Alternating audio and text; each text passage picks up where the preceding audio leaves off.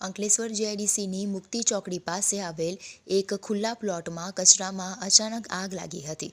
અચાનક જ કચરો રાસાયણિક કચરો હોય એમ ભડકે બળવા લાગ્યો હતો અને ધુમાડાના ગોટે ગોટા ઉડવા લાગ્યા હતા। જે જોતામાં આજુબાજુની કંપની દ્વારા ડીપીએમસીને જાણ કરતા ડીપીએમસીના 2 જેટલા ફાયર ટેન્ડર સાથે સ્થળ ઉપર ધસી આવ્યા હતા।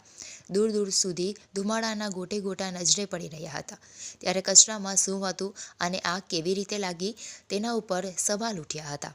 ફાયર લશ્કરોએ અડધા કલાકની જહેમત પર આગ પર સતત પાણીનો મારો ચલાવી કાબૂ મેળવ્યો હતો। આગને પગલે એક તબક્કે અફરાતફરીનો માહોલ સર્જાયો હતો। આજે અંદાજિત 3:15 વાગે અમને એક ફાયર કોલ મળ્યો હતો અને કીધું હતું કે કચરાના ઢગલામાં આગ લાગેલી છે।